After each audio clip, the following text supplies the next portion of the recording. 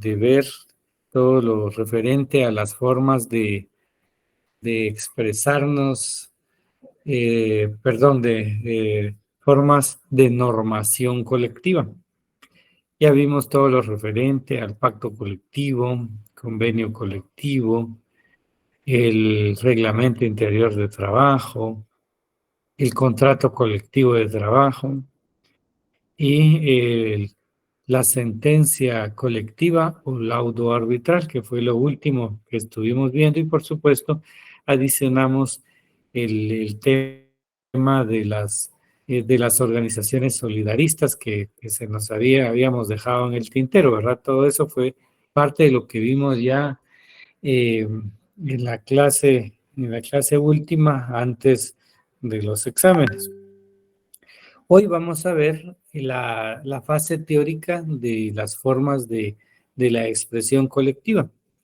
Muy poco, muy concreto, pero esta es la base que nos va a ser útil para poder lanzarnos a un procedimiento que vamos a conocer. Es decir, en teoría todo va a ser muy bonito acerca de qué es la huelga, qué es el paro y muchas de las características que incluso pues ya estuvimos viendo con anterioridad.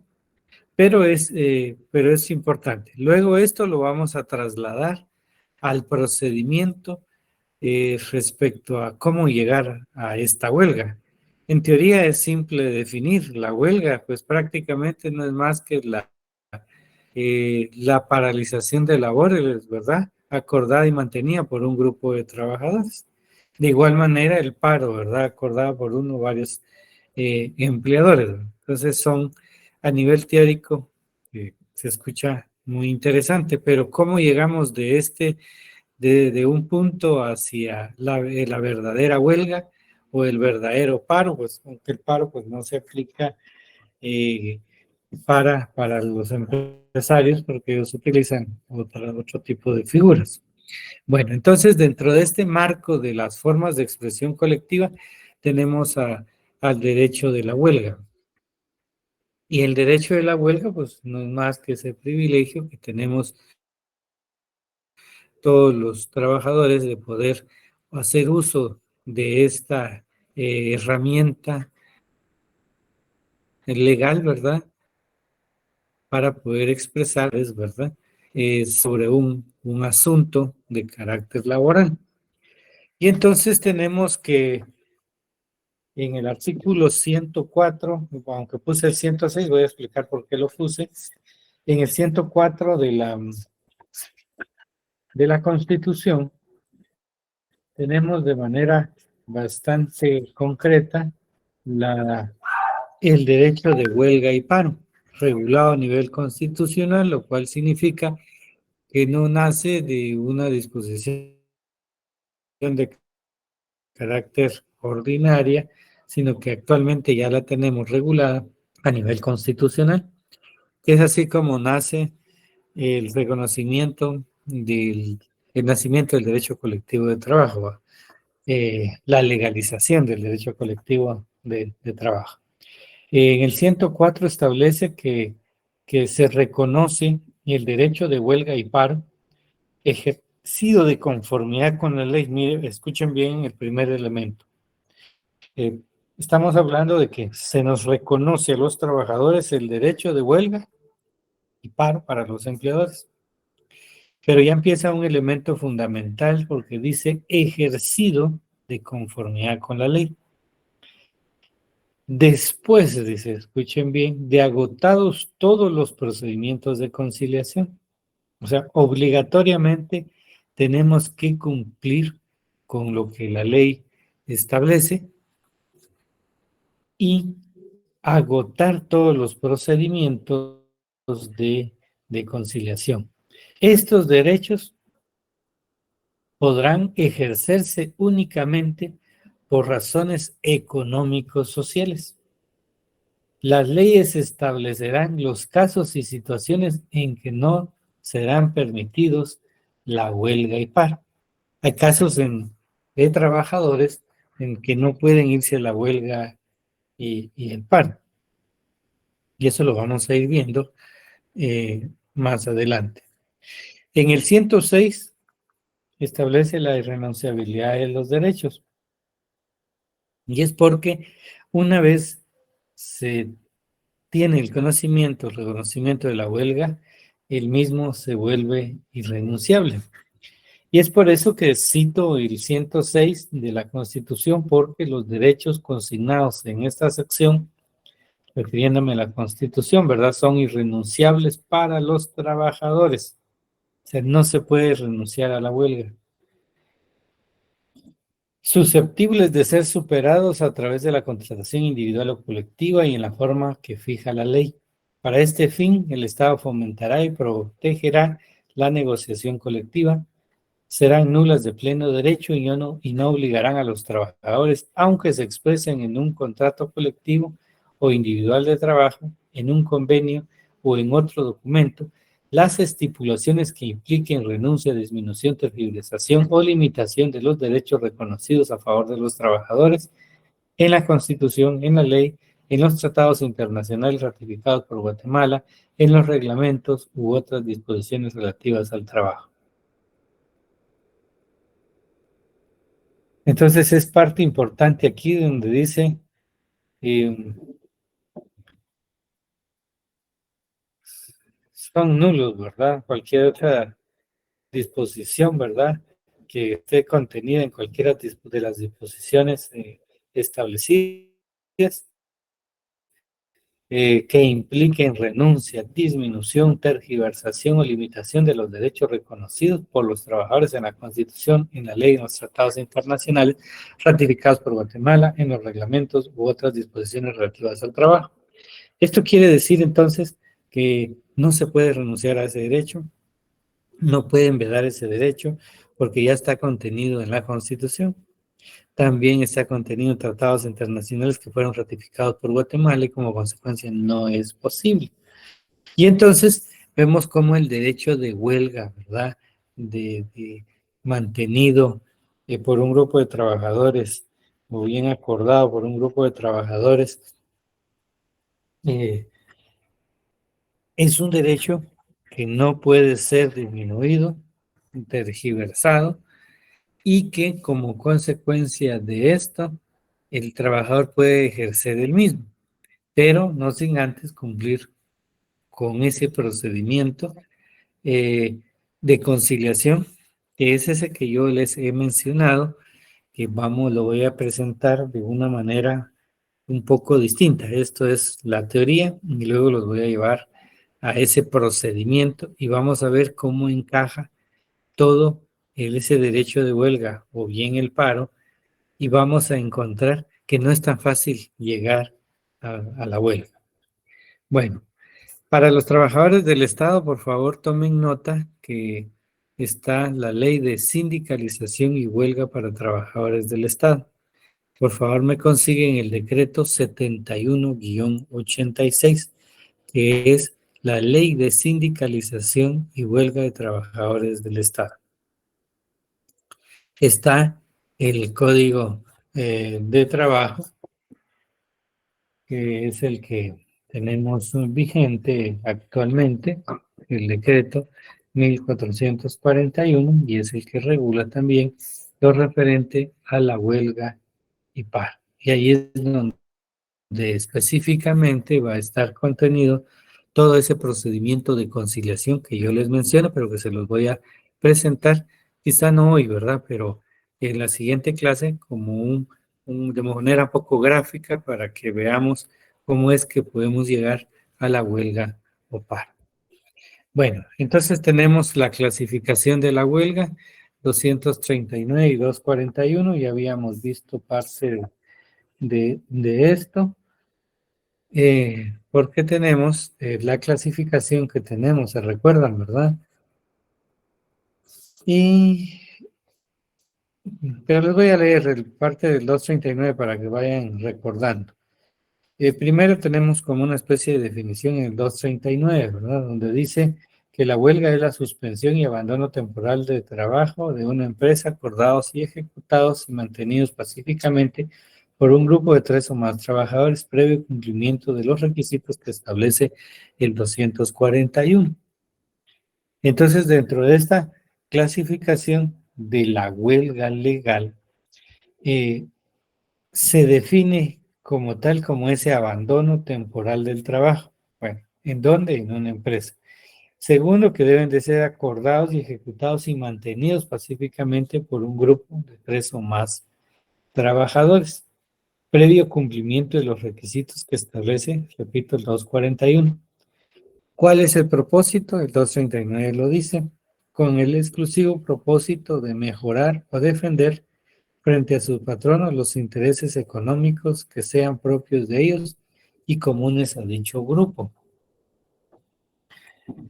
La huelga ilegal es la que no llena los requisitos del 238, pero este está ya derogado. Vamos a ver posteriormente que prácticamente si tenemos huelga legal, hay una ilegal, es la que no cumple con todo lo establecido en el 239 y en el 241. Repito, entonces, dentro de esta clasificación tenemos la huelga legal, que ya repito, ya habíamos visto este artículo, pero de repente lo vimos con un enfoque distinto. Hoy lo vamos a ver acerca de que esto debe ser parte de un procedimiento. Es decir, quizá no me comprendan muy al 100%, pero en ese proceso que les voy a dar se va a entender claramente. Porque para que nosotros podamos llegar a una huelga, primero, aparte de una serie de requisitos que vamos a tener que llenar, hay un primer paso, digamos, ya como para irnos a la huelga. Primero nos tienen que declarar que la huelga es legal.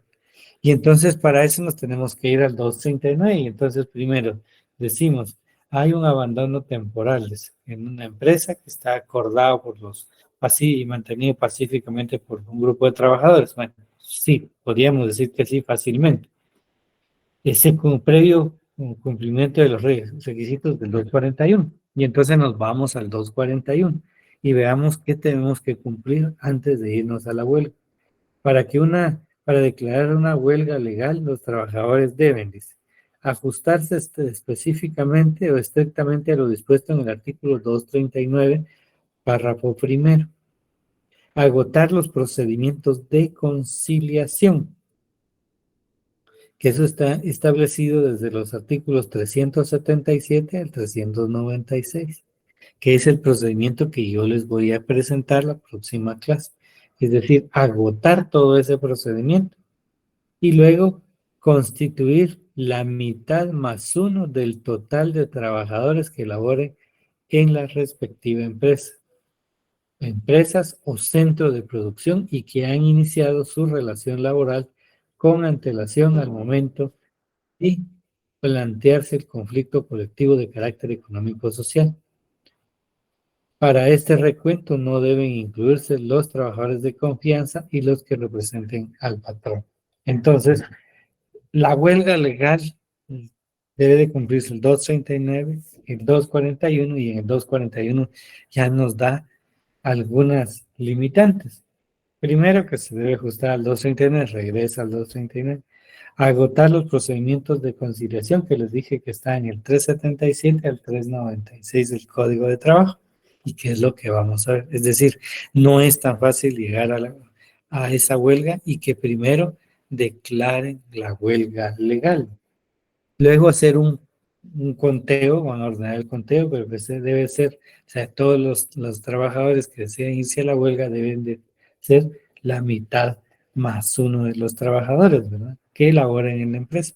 Es decir, que se deben de superar más del 50% de los trabajadores. De lo contrario, la huelga no sería legal por no reunir estos requisitos.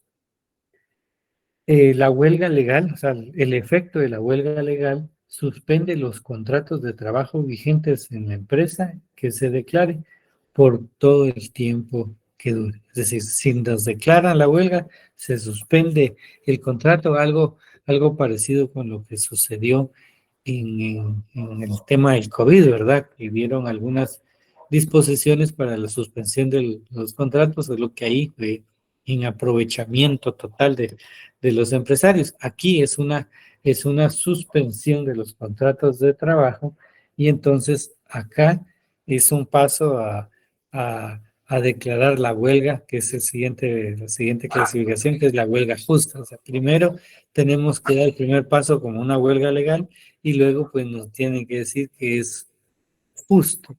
Y si es justa una huelga, entonces, aunque esté suspendido los contratos, nos van a pagar. Eso es lo que significa. Es justa la huelga en el 242 cuando los hechos que la motivan son imputables al patrono, que es lo que estaba viendo acá. Entonces, antes de llegar a lo justo, veamos que entonces la huelga ilegal significa que no reúne la totalidad de los requisitos para su declaratoria. ¿Y cuáles son esos? 239, 2 y 241 del Código de Trabajo. Es decir, si la huelga legal reúne estos requisitos, la ilegal no reúne ninguno de estos requisitos. La huelga ilegítima es tal vez una denominación nada más para identificar esa paralización sin llenar los requisitos ni el procedimiento. Es decir, han escuchado ustedes principalmente el tema del magisterio, que ha sido el más sonado los últimos años, respecto que ellos se van a ciertas huelgas. Y entonces ellos no le llaman una huelga porque saben que están en una huelga ilegítima. Y le han denominado a ellos una asamblea permanente de trabajadores. Pero al final de cuentas, casi como en los contratos, ¿verdad? Sea cual fuere esa denominación, ¿verdad? La ley lo reconoce como una huelga ilegítima, porque ellos acuden a una paralización sin llenar los requisitos ni el procedimiento. Entonces veamos en el 244 si tenemos algo al respecto. Cuando una huelga sea declarada ilegal y los trabajadores la realizaren, el tribunal debe fijar al patrono un término de 20 días durante el cual éste, sin responsabilidad de su parte, podrá dar por terminados los contratos de los trabajadores, de los laborantes que holgaren.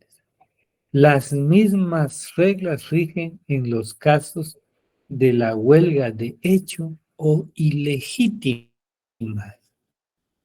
Eso significa que se pueden dar por terminados los contratos de trabajo cuando exista una huelga de carácter ilegítimo. Por supuesto que quedan a salvo las sanciones penales que en contra de los huelguistas impongan los tribunales comunes. Los nuevos contratos que celebre el patrono no pueden contener condiciones inferiores a las que, en cada caso, rigieron antes de realizarse el movimiento de la huelga. Muy bien. Entonces, y hablamos del 254 también, que se los cité, que está en el capítulo tercero de las disposiciones comunes a la huelga y paro. En el hecho de que un paro o una huelga termine por arreglo directo entre patronos y trabajadores o por decisión judicial, no exime de responsabilidad a los que hayan cometido delitos o faltas con motivo del conflicto. Porque a veces dentro del calor de los movimientos se cometen faltas, ¿verdad? No exime de esa responsabilidad, así como la responsabilidad del patrono de pagar lo que le adeude al trabajador. Ahora, la huelga justa, no hice el cambio luego de lo ilegal hacia lo justo, porque como estoy en una clasificación, era mejor ir viendo punto por punto. Pero el enlace es con la huelga legal. ¿Por qué? Porque una vez nos declaran la huelga legal, el siguiente paso es que nos la declaren justa.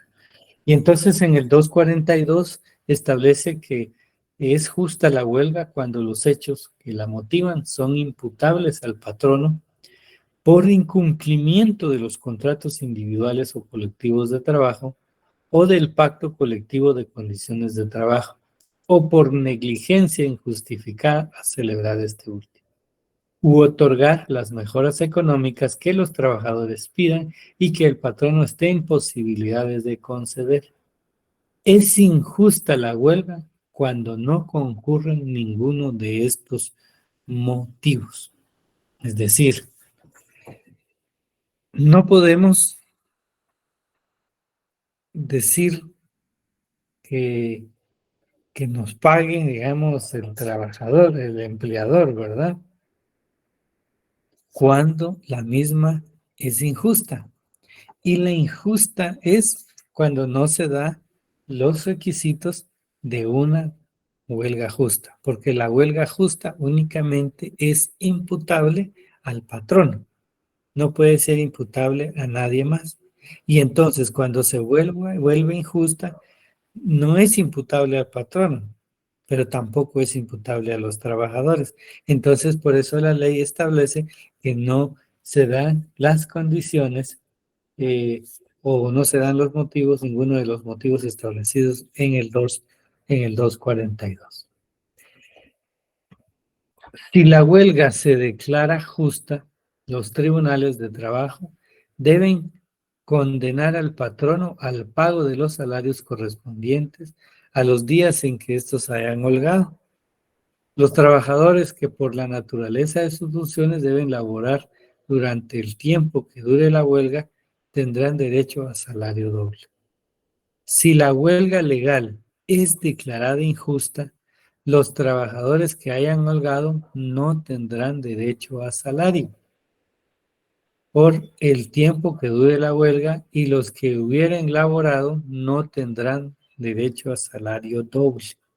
Entonces, como les expliqué, la huelga injusta no es culpa del empleador, pero tampoco del trabajador, ¿verdad? Entonces, se da una explicación distinta a esto. ¿Y quiénes no pueden llegar a la huelga? Solo quiero ver algo, si lo tenía más adelante.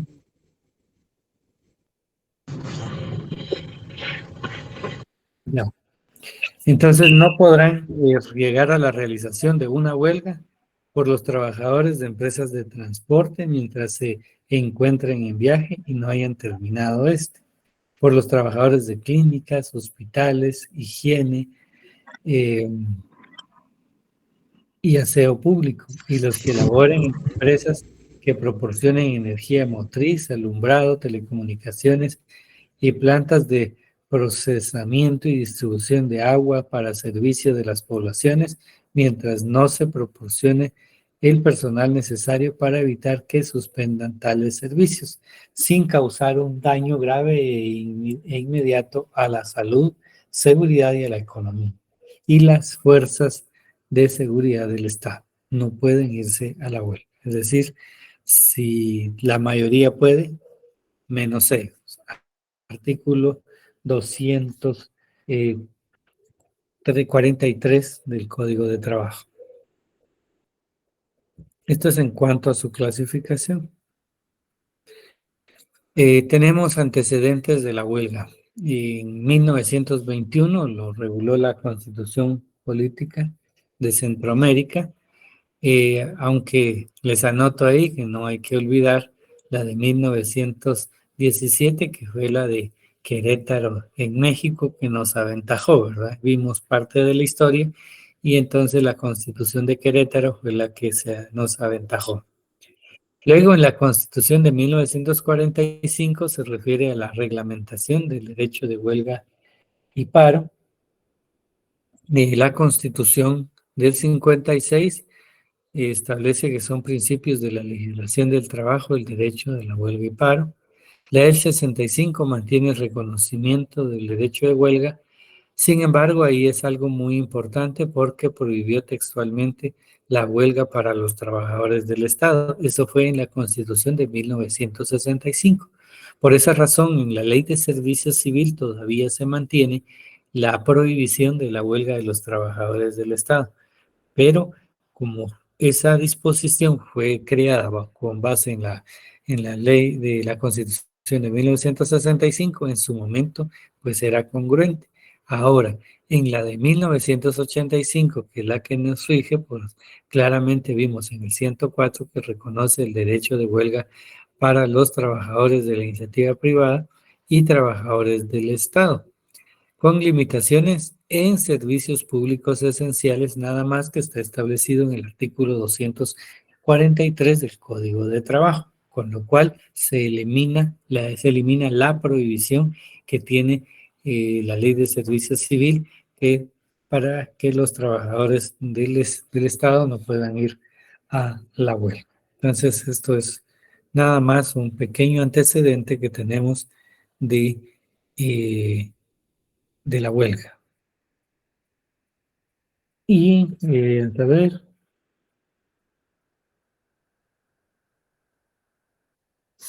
creo que solo esto tenía con lo de la huelga. Entonces, la huelga tenemos 239 al 244 del Código de Trabajo. 239 al 244 del Código de Trabajo. Ahora veamos el paro. No la frase esa que ustedes utilizan constantemente.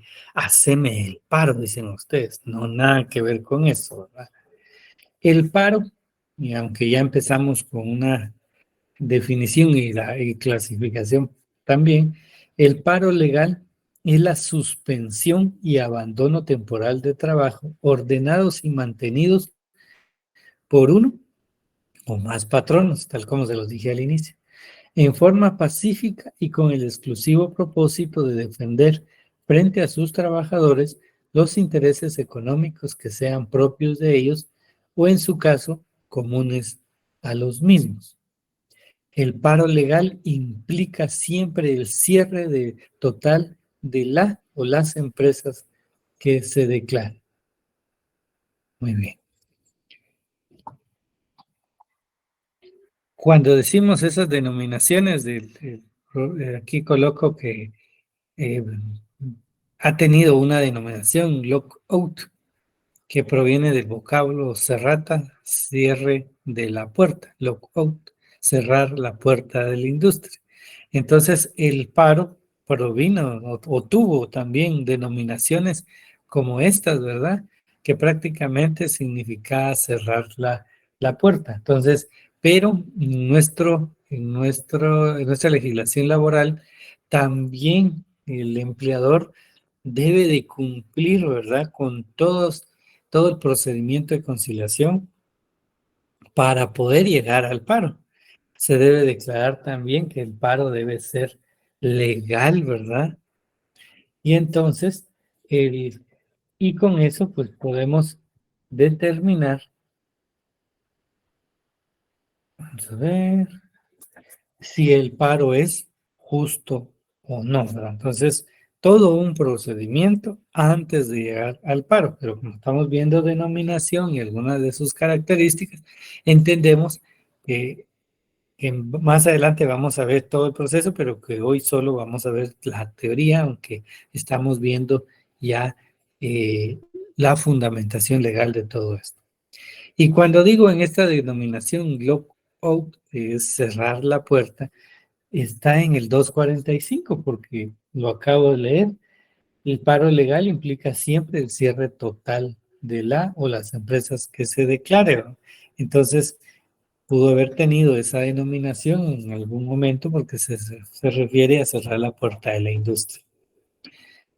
El paro legal es cuando los patronos se ajustan a las disposiciones del artículo 245 y 241 inciso B, y dan luego a todos sus trabajadores un aviso de un mes de anticipación para el solo efecto de que estos puedan dar por terminados sus contratos sin responsabilidad para las partes durante este periodo.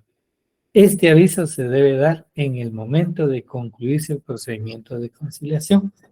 Entonces, todo ese procedimiento de huelga que nos va a llevar y todo un camino largo para llegar a la huelga, lo mismo tiene que hacer el empleador si quiere ir al paro. Y entonces nos dice el 245 que debe de cumplir con lo que dice el 246, perdón, dice que debemos de cumplir lo que dice el 245. Y es el que leímos. La suspensión y abandono mantenidos por uno o más trabajadores en forma pacífica y con el exclusivo propósito de defender frente a sus trabajadores los intereses económicos que sean propios de ellos. Eso se tiene que cumplir.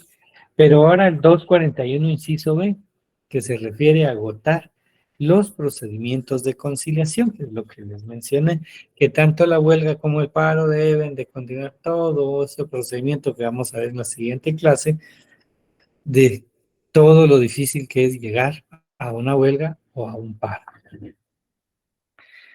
Durante el tiempo que se mantenga en vigor el paro legal, se suspende el contrato de los trabajadores que no hayan hecho uso de la facultad que concede el artículo anterior, es decir, de retirarse sin su responsabilidad.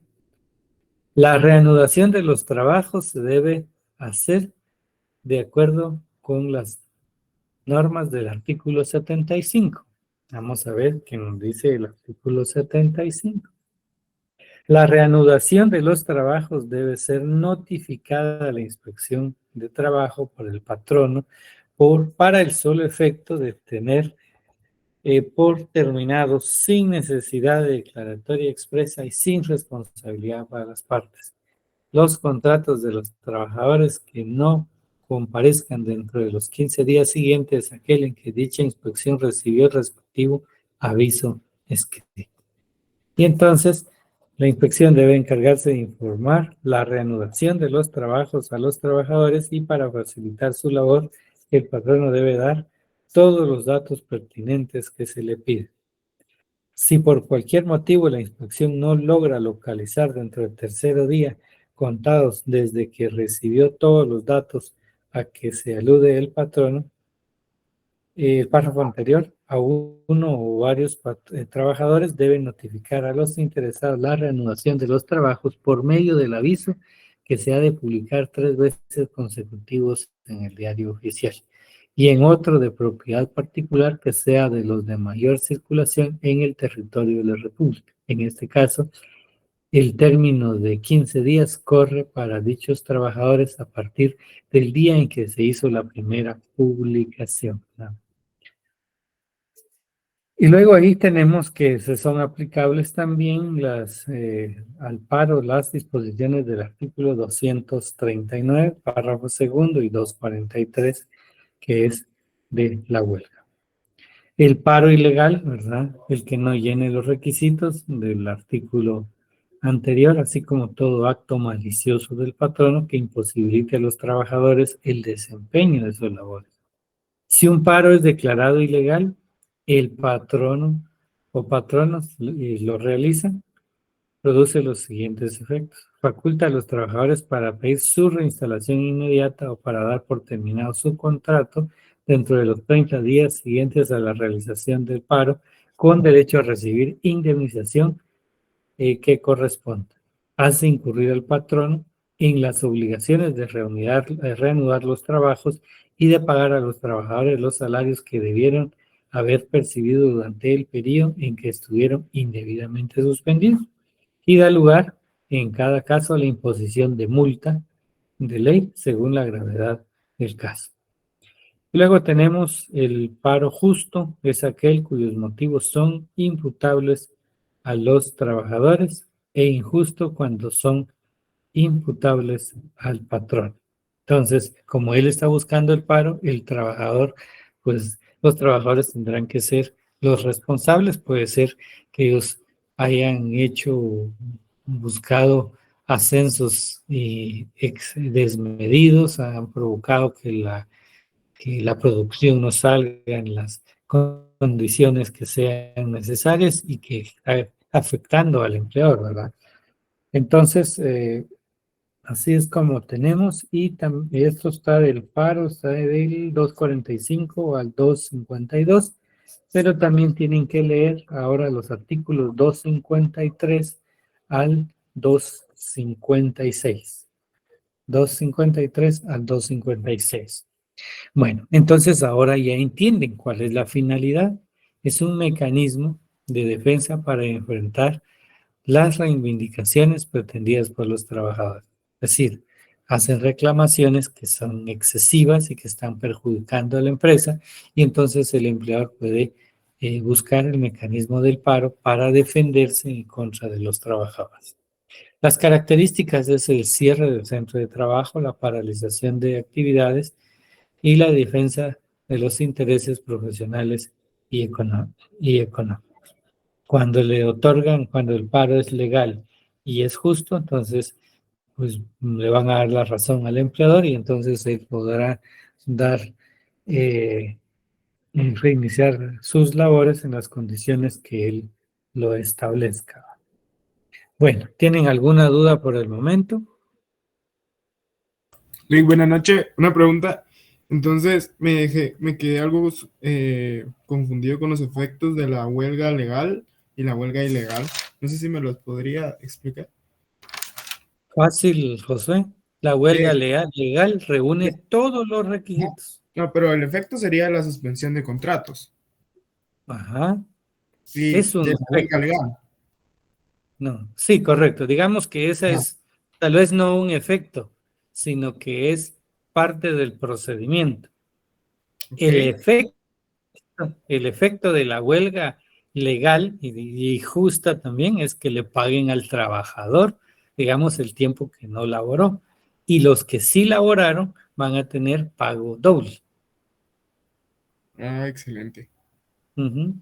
Y ahora cuando se trata de una huelga ilegítima, es dar Porque por no, terminados los contratos.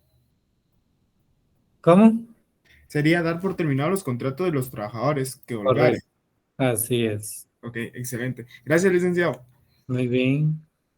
Licenciado, disculpe, no me quedó muy claro la diferencia entre legal y justa. O sea, ¿cuál es la diferencia entre las dos? Primero, que lo legal se refiere a que vamos a tener que llevar todo un procedimiento y llenar requisitos de la ley. Eso lo hace legal. Pero es justo si los trabajadores comprueban que es culpa del empleador la huelga, ¿ya? Tal vez no les paga, no les da los bonos que necesitan, están en malas condiciones, y entonces declaran que el movimiento es justo porque es culpa del patrón, ¿ya? Ya, licenciado, gracias. Muy bien. ¿Y los demás me entendieron bien?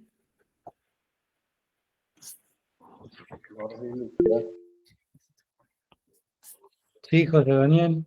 Buenas noches, licenciado. Fíjese, solo una disculpa, yo tengo problema con mi nota, no sé si me podría quedar al final. Al final, José, como Ok, siempre, primero la clase, luego consultas. muchas gracias. A ver, ¿alguien más tiene dudas?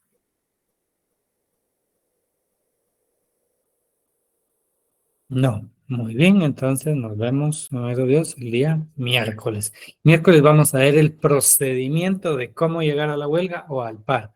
Es decir, ahorita vimos lo bonito, es legal, es justo, muy bien, ya entendimos. Ahora vamos a ver qué tanto hay que hacer para llegar a todo eso.